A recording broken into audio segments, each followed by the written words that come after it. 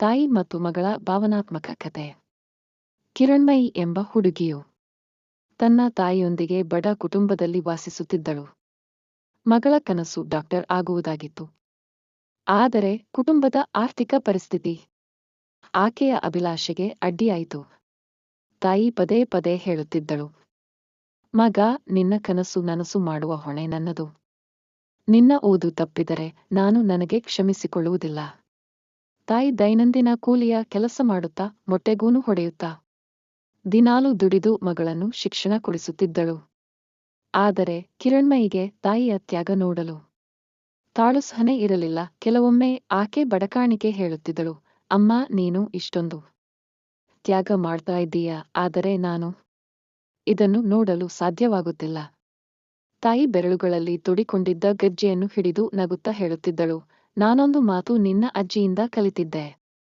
ಮಗು ಬೆಳೆಯುವುದಕ್ಕೆ ತಾಯಿಯ ತ್ಯಾಗ ಅವಶ್ಯಕ. ಇವತ್ತಿನ ನೋವಿಲ್ಲದೆ ನಾಳಿನ ಸುಖವಿಲ್ಲ. ನೀನು ನನಗೆ ಗೆಲುವಿನ ಮರಳಿ ಕೊಡಬೇಕು. ಆ ಮಾತು ಕಿರಣ್ಮಯಿಗೆ ಪ್ರೇರಣೆಯಾಯಿತು. ಆಕೆ ದಿನರಾತ್ರಿಯೆಂದು ನೋಡದೆ ಓದಿ ತನ್ನ ಮೊದಲನೇ ಪ್ರಮಾಣ ಪತ್ರವನ್ನು ತಾಯಿಗೆ ಸಮರ್ಪಿಸಿದಳು.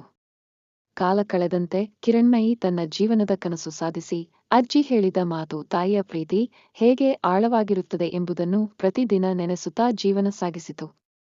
ಈ ಕಥೆಯು ತಾಯಿಯ ಪ್ರೀತಿಯ ತ್ಯಾಗದ ಮಹತ್ವವನ್ನು ತೋರುತ್ತದೆ.